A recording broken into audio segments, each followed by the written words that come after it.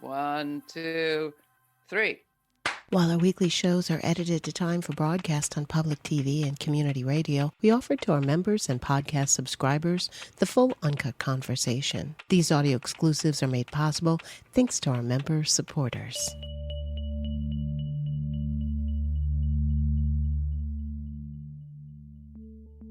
Human beings. We all know by now that we can be a menace to the natural world, but can we also be medicine?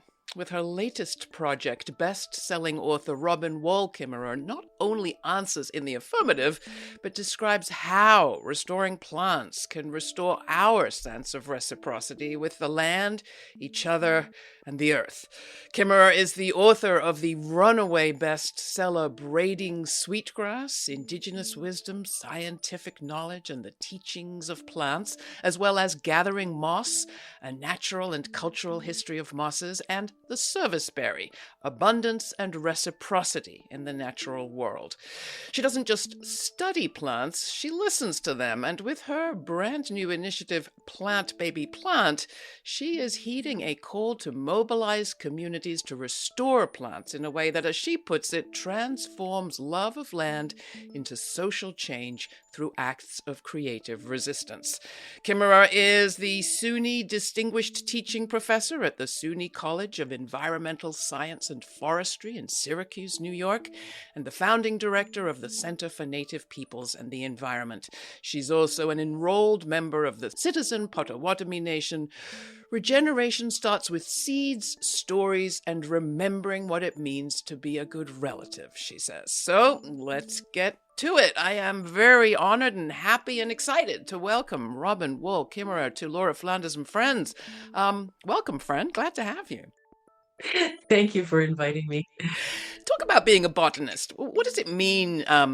Let me start with the question I often start with just to kind of settle us, which is what's at the top of your mind, at the top of your heart as we begin this conversation? We are all coming from someplace and going someplace to just kind of root us here. Who or what are you thinking about? I am really deeply enmeshed in this moment at getting Plant Baby Plant off the ground, at trying to consider what does it mean to create community when we have only virtual tools. My favorite way to creating community is working with people in person, outdoors. But this is a whole new skill set for me, a whole new approach to creating community. So I'm thinking a lot about how can we act big in a microcosm. Beautiful. Great. I'm so glad I didn't forget that question. But I'll ask you what you mean by a botanist. I mean, a lot of people don't really know what that means, and you've learned a lot about how to expand the definition over your lifetime.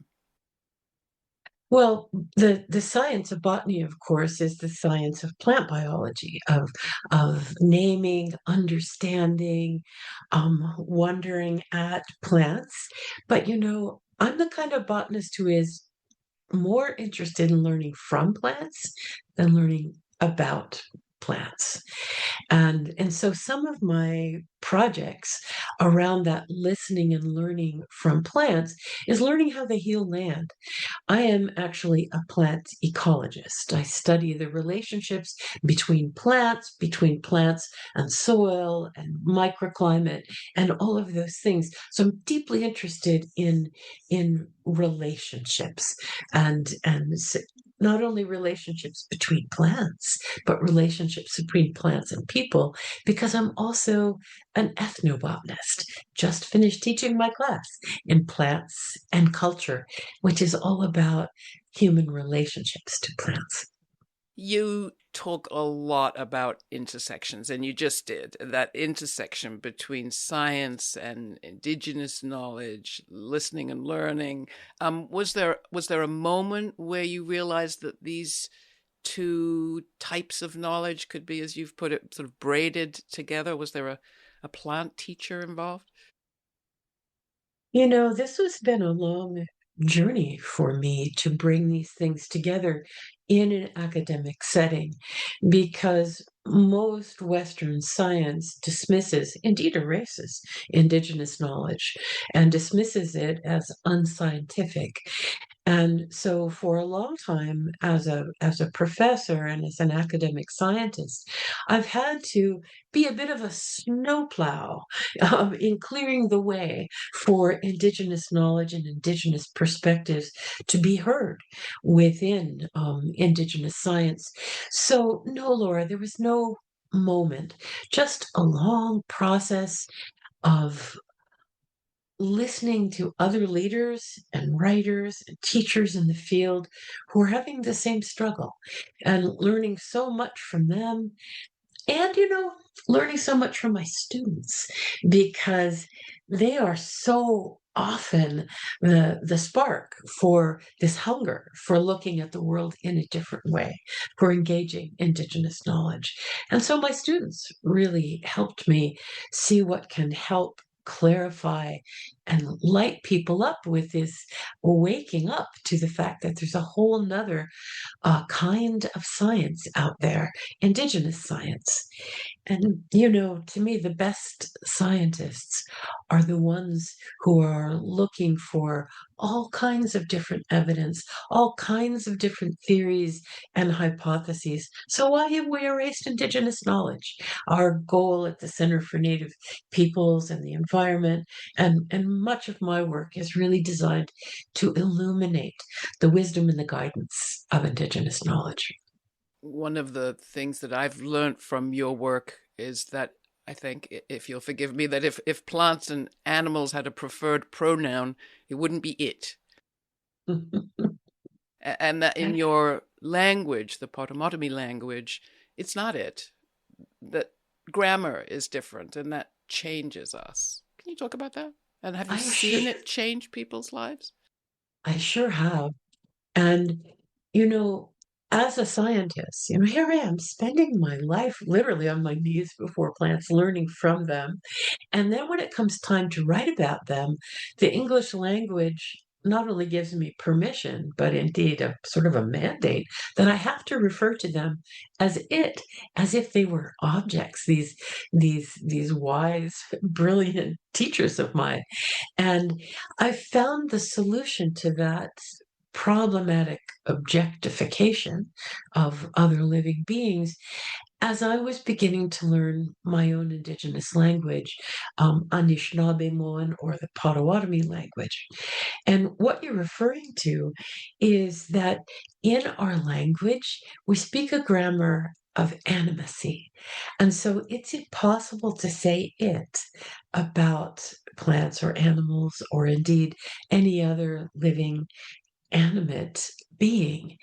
And so there was a powerful moment in understanding the lens shift, the whole frame shift that happens with a different language, with a different worldview, to view the plants, the animals, the waters as our relatives, not as our possessions, as our objects.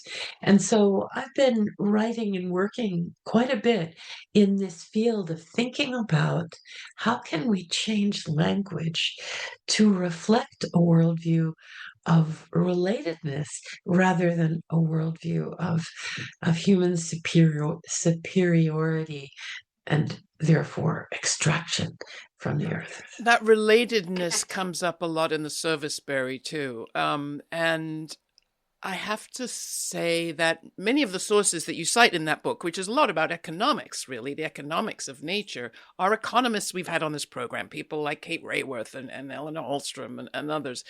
You bring, or maybe the berries bring, another sort of perspective.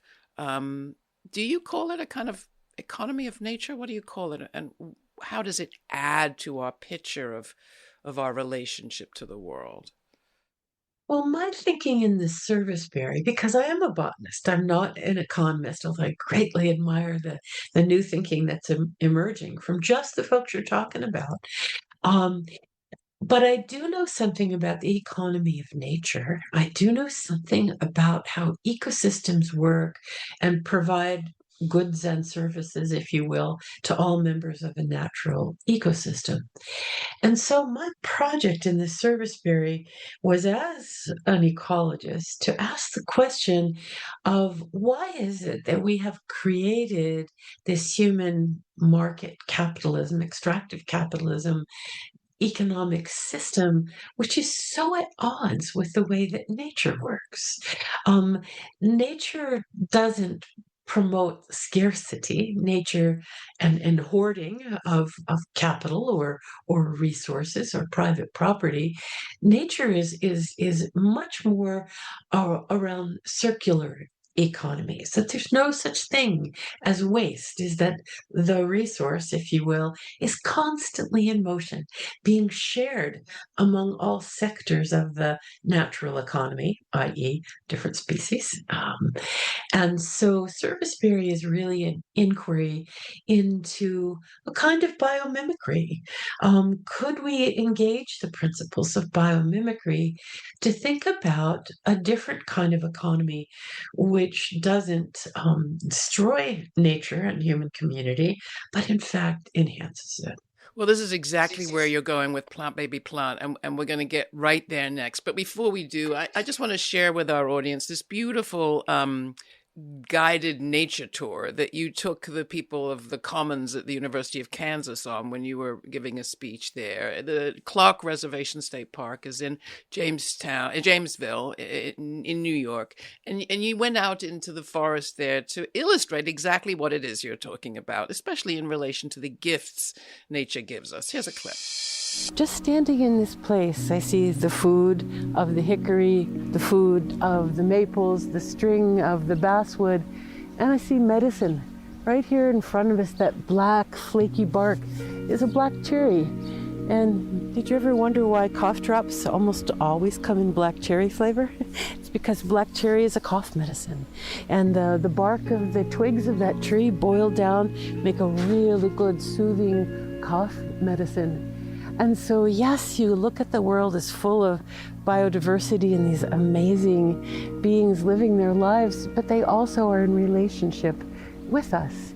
And you see the cedars, really good respiratory medicine. We'll get close to one later. We came by a hemlock, which is super good for colds. It has tons of vitamin C in it. So they're medicines. They're medicines all around us to be honored, to be respected. And in fact, in our Potawatomi language, the word for plants is mishkakin, which means the medicines, but it also means, if you take that word mishkakin apart, it means the strength of the earth. There in that clip, you talk, Robin, about the gifts of nature. And as you talk about your new project, you're coupling or braiding into that message, a message of our gifts as people back to nature. And I think that's so important because, I don't know, I'm not Indigenous, probably Celtic of some kind, who the heck knows, from Europe. I was trained in the kind of Marxist tradition, and Marx, it should be said, was very adamant that natural words like growth should not be applied to the man-made capitalist economy. He was very clear that there was a conflict there and that the language of nature shouldn't be applied to these man-made systems. And as I thought of your work, I thought how all of us, in fact, have been, Marx would use the word alienated from that natural world, from our relationship to it. And for a lot of us, we've felt like, well, the best thing we can do is just leave it alone, not go there, not touch, not pick, not dig. But you're offering us another way to return to a reciprocal relationship.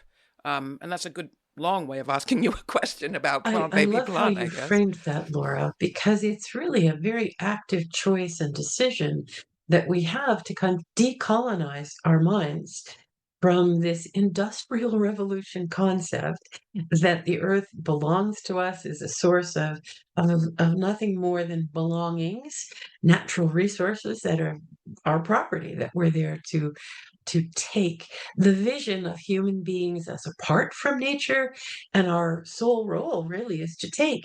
I mean, heck, our own government doesn't call us citizens anymore. We're called consumers, as if that is the only thing that we do.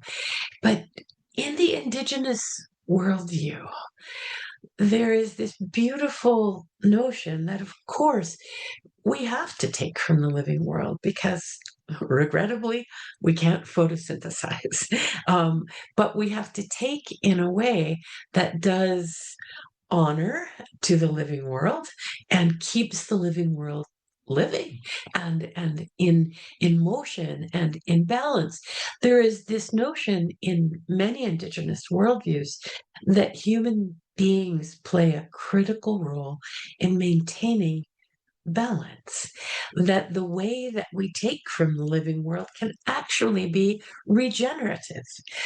Some of my own research with sweetgrass has shown that sweetgrass left alone declines. Sweetgrass harvested in a respectful, sustainable way doubles its population. There are many plants that respond very positively to human intervention. And so this idea that human people can be medicine for the land, I mean quite literally, that we can be healers. After all, we have made a tremendous mess of this beautiful paradise that we have been given to live in. We have made a mess. Isn't it time that we do dishes in Mother Earth's kitchen? We have had the feast. We have taken and taken and taken, and now is our opportunity to give back. That's how natural systems work. You cannot relentlessly take without giving back. And that's been the missing piece. We just take, we don't give back. But when you think about human beings as agents of environmental healing, as opposed to environmental destruction, that invites us back into the party, doesn't it? Instead of saying the best thing you can do is get out of here. No, no, no. The best thing you can do is be a healer. And let me tell you that there's some really good science supporting this. One of the big studies out of the UN, a UN biodiversity report a couple of years ago, and what it documents is the heartbreak of biodiversity loss all over the planet, right? We know this. We see it outside our windows. But in this study, what they showed was that there are places on the planet where biodiversity is not crashing. And those places are in lands stewarded by Indigenous peoples using the Indigenous worldview of people integrated with land and being medicine for land, not people outside nature where we wrap it over here and put a velvet rope around it over here. That doesn't work. We have shown that doesn't work. But this study suggests that this Indigenous worldview of reciprocity and kinship has very tangible, practical outcomes for biodiversity. Give us some examples of this sort of creative resistance, especially in the context of kind of ecological restoration. I know you've worked at the Onondaga Superfund site. Are there other examples you want to lift up where human engagement absolutely has made a difference? Within ecological restoration, our ability to apply scientific tools, engineering tools, design tools to heal ecosystems has been practiced now all over the planet. It is not nearly as widespread as it needs to be. Extraction is still outweighing the healing, but we know that we can do this. So here's an example that is very timely, and that is human intervention in restoration using cultural burning. We know that forest health in this country declined when colonists came and suppressed indigenous fire, made it illegal to take care of the land using fire. My own ancestors could be jailed, were jailed, for setting cultural fires that are good for the land, that renew the land. And of course, that fire suppression under the colonial agenda led to forest situations that were ripe for wildfire, for catastrophic conflagrations, right? So there are so many examples now of the return of cultural indigenous burning in this country and all around the world. And it is renewing biodiversity, renewing forest health, and healing a relationship between people in place that say, we have to take care. We have to play an active role in caring for our land. So that's a very big and timely, sort of newsworthy way of thinking about human intervention. But it can also be as small as replacing lawns with wildflower meadows. This is something that we can do. We somehow bought the notion that our domestic landscape should be a monoculture of ChemLawn treated grass. Like, where did we get that idea? Well, it's a colonial idea, right? It was imposed. Let's decolonize our yards and say, that lawn is actually emitting greenhouse gases. People don't know that. They say, I'm concerned about climate change and greenhouse gases. Well, start with your own domestic landscape. When you convert a lawn into a wildflower meadow or perennials or native plant landscapes at an orchard for you and your neighborhood, suddenly you shift that balance. You're now sequestering, storing carbon in soil and in plant biomass.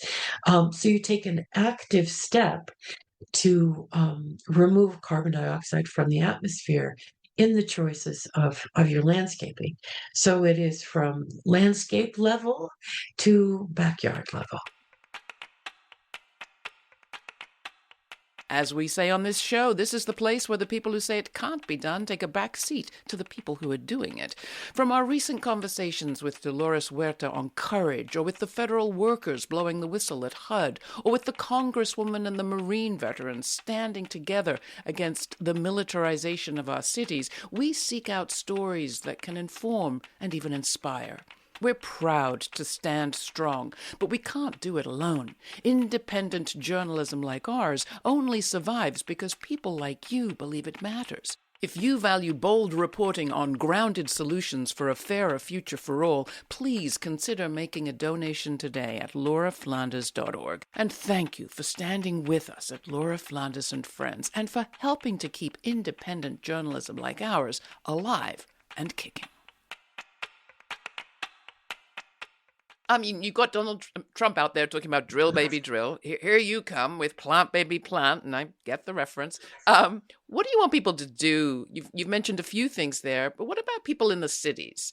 I have one idea, but I'm not sure that it works.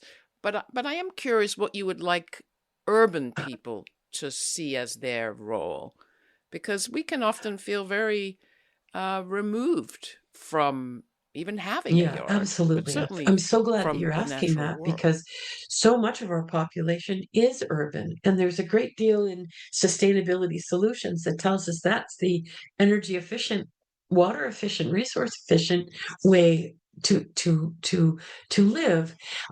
So what do? Well, in the plant baby plant movement, we recognize that not everybody has the privilege of caring for a piece of land. So one of our goals in plant baby plant is to heal land. But one of the other acts of creative resistance is to build community. And the third one is to build power. And building community and building power are, I think, the gifts of urban communities, right? The dialogue, the resources, the activation that can happen there to hold our leaders accountable, to direct resources to land care and to just political and green action. So we're absolutely mindful that this care for land doesn't just happen with seeds and a shovel. Can happen with a laptop and a ballot box and talking to your neighbors. Now, that's not to say that there aren't on the ground solutions in urban landscapes. There are.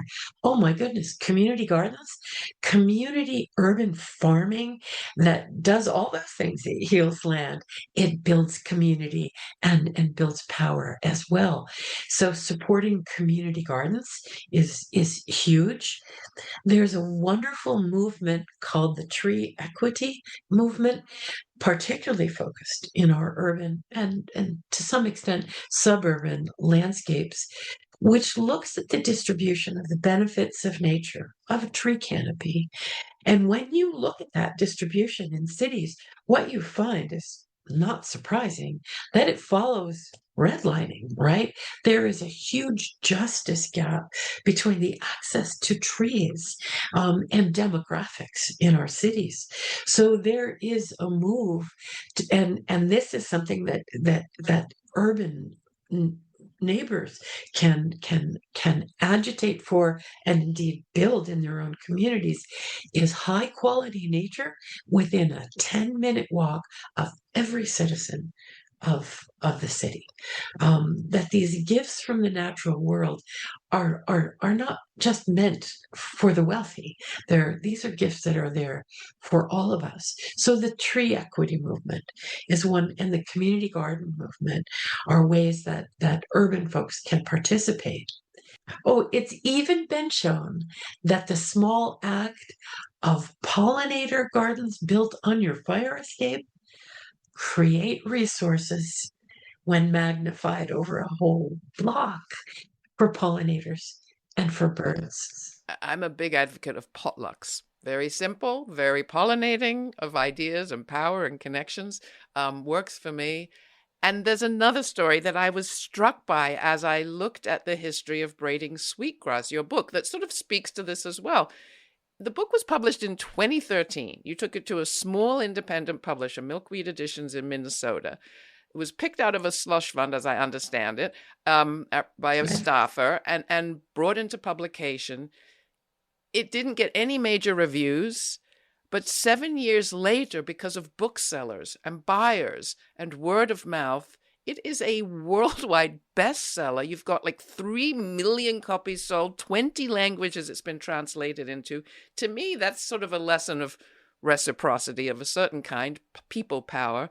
And with your most recent book, Serviceberry, you're taking an action in the publishing too. When I got to the end of the book, I realized, you're donating your advance royalties.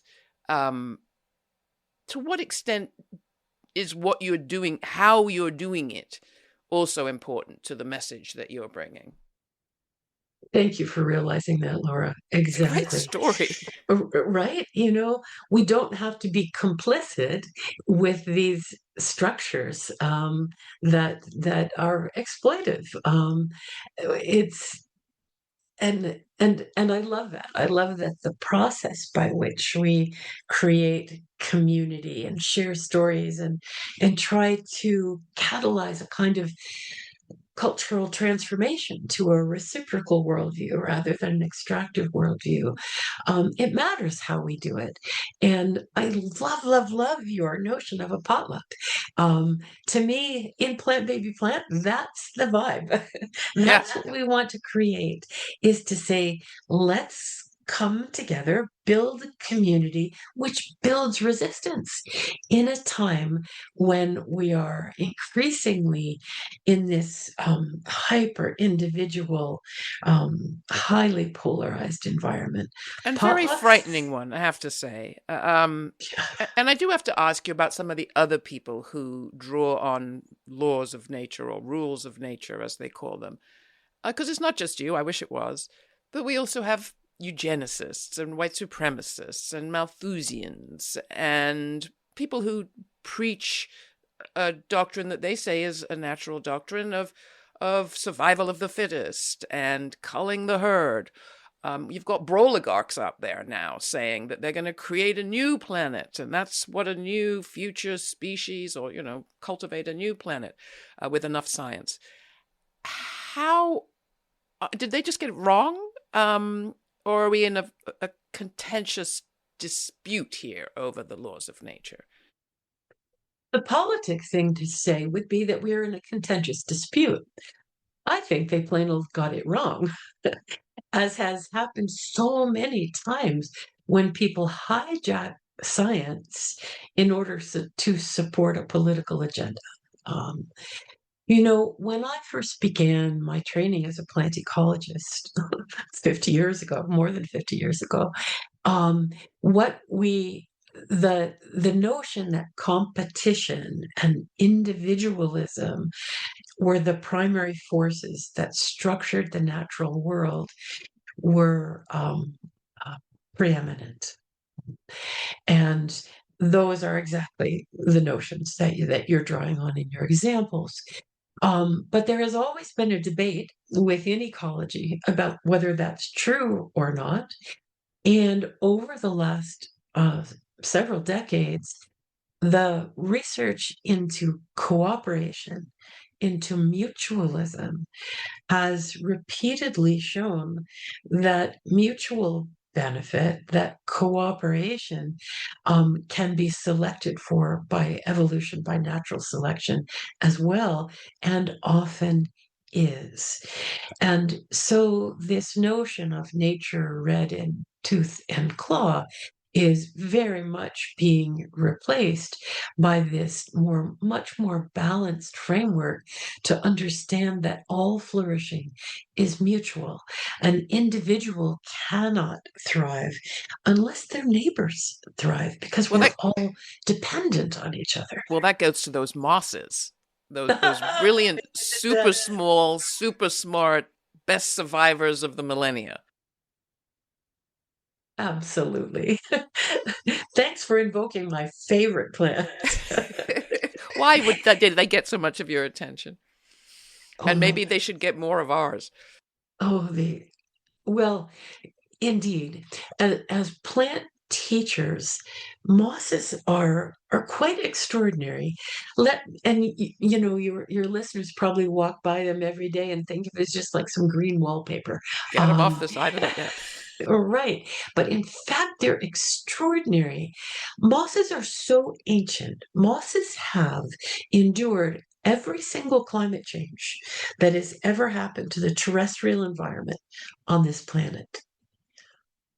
95% of all species who have ever lived have gone extinct, but the mosses are still here. Doesn't that tell you that they've got something going on here? That they have this ability to not only to survive but to thrive. There are like 70,000 different species of mosses. What is it? They work primarily through cooperation, by sharing resources, by not trying to control and dominate their landscapes. They can't. They're only this big. But they work with natural processes. They meet their needs, which are few, in simple and really, really elegant ways. Mosses give more than they take. They create life around them. Man, I just think they are models for how we could be. Mary, perhaps a very good teacher.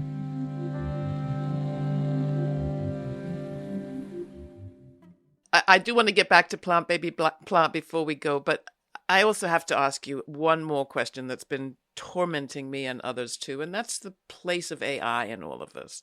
Obviously, we have had technology help when it comes to climate tracking and hurricane watching and DNA decoding and probably plant breeding and cross-species observations. And yet it's also very frightening because, as you have started many times by talking about the values and caring in the kind of knowledge that you believe in, as opposed to that kind of objectifying cold science, I gotta say, AI seems to be the epitome of knowledge without values and caring. So what are you hearing from the plants about AI? Mm. I think your characterization of both the potential power and the very real risks of AI are tied up in that notion that it's all about the intellect. And, in the Western scientific approaches, especially, we say that that is our highest capacity, that's where we get truth. In the Indigenous worldview, there's this notion of this holism that says in order to find our way through any problem, we need to use all four gifts of the human mind, which are the intellect for sure, but also the knowledge of the body, those things we can observe and sense and measure as good scientists do. But we also honor emotional intelligence and our engagement with mystery, spiritual knowledge, those things we don't understand, with the humility to know that there are things way bigger than we are, and that we have to use all of those tools to solve complex problems. And I think you're exactly right. AI does not have the capacity to use all of those tools. So keep it as Coupling a tool, but one of many, and don't let it take over. Is that what I'm hearing? Wait, AI as a tool to not, well, certainly it is being used as such, but the caution that it is a tool which amputates certain kinds of knowledge, and yet we're being told that it is the source, this compiled knowledge, because it can't engage with subjective knowledge. We have to be very, very careful that it doesn't and acknowledge that it doesn't reflect our values, our ethics, and our responsibility for knowledge. Well, that takes me back when I check in with my emotional knowledge. My emotional knowledge is pretty sad these days. And even at the level of thinking about the natural and animate world as relatives, I take a drive 2 hours, pretty much, many, many days of the week. I'm driving on the highway. And in the course of 2 hours, I see at least a dozen deer and groundhog and squirrels and sometimes a cat or a dog. And I've been practicing, we're all relatives, and there they are, and she and he. It's heartbreaking. And I hear that a lot from people, that they do believe that we will come back from the brink of disaster with respect to fascism and democracy. They have quite a lot of confidence that we will pull back from the worst of our political environment at this moment. But there is a sinking suspicion that it's, as some people say to me, too late for the planet, that clock is ticking. And for somehow in my heart, that's mixed up with my sense of I can grieve each of these creatures as I go by, but I'm still grieving them. And what am I doing? And so that's my question. How do you also grapple with the grief that comes from that kind of heartfelt connecting to the world? Yeah, I'm reminded so often of that Aldo Leopold quote of the consequence of an ecological education is to live in a world of wounds because we see, right? I think it is so important that we embrace ecological grief rather than look away. We have to embrace it. And the reason I say that is not only to ground us in the reality of what we are doing, but when we recognize that pain that we feel for the natural world, for our relationships with the natural world, is also the measure of our love for the living world. And it is that love which is mirrored in the grief that makes you get back up and say, not on my watch. I love this land. I love these beings, my relatives, too much to stand idly by. Um, and Laura, that's where baby plant came from. I give more than 100 talks every year. And at the end of those hours, people are weeping because they love the world so much. There is this longing to say, well, what can I do? What can I do with this love?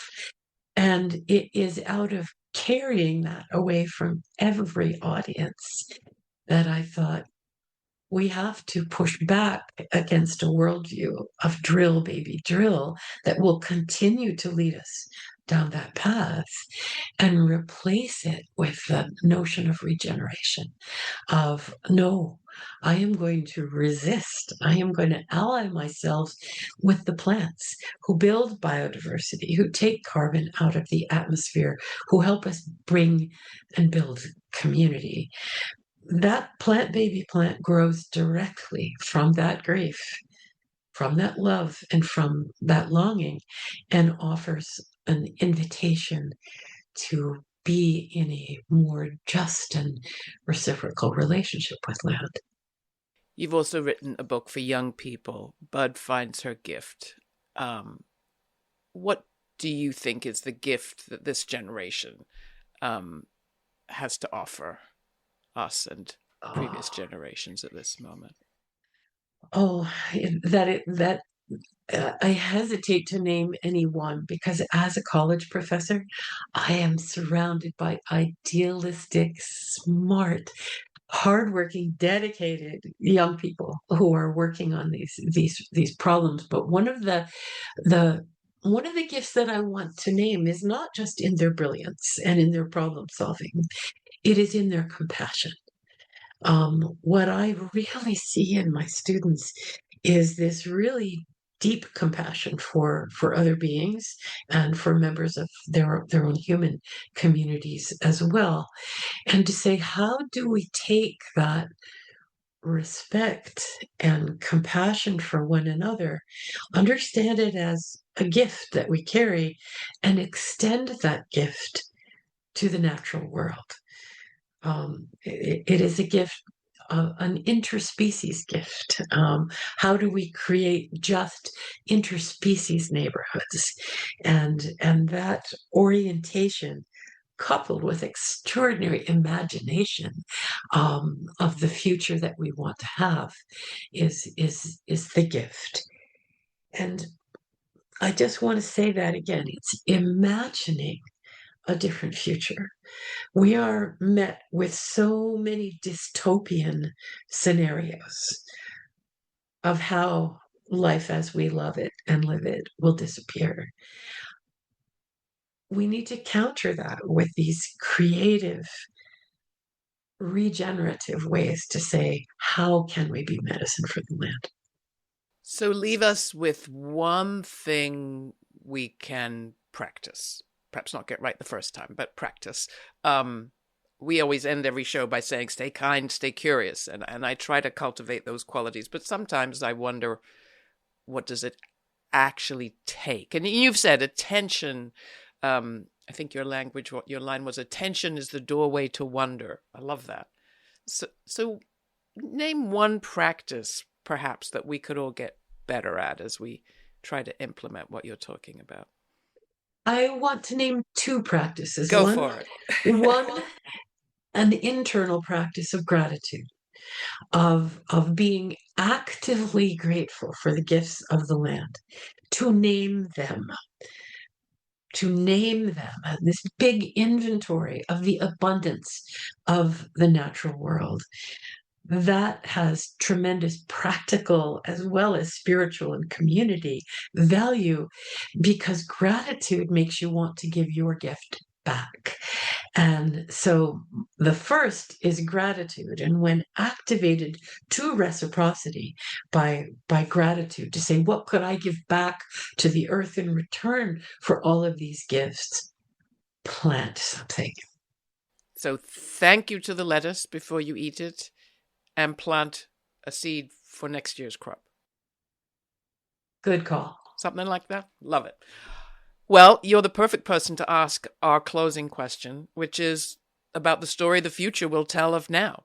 You've alluded to it, but what do you think is the story that the future, I don't know, 25, 50, 100 years, will tell about us in this moment? That this is a time of remembering. When we cast off the stories that industrial colonialism told us of who we are as people, and we remembered that we can be givers to the land, we remember that word is so important. I'm not just casting my mind back, but forward, because remembering our kinship with the living world and acting out of that kinship is the nature of this moment, the potential of this moment to be in the age of remembering who we are as humans. Robin Wall Kimmerer, thank you so much for all your work and for Plant Baby Plant. I encourage people to check it out.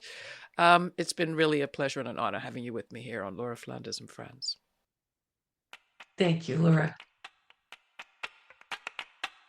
Thanks for taking the time to listen to the full conversation. These audio exclusives are made possible thanks to our member supporters. Please join our members now by making a one-time donation or by making it monthly. All the information is at lauraflanders.org. And thanks again to all of our member supporters.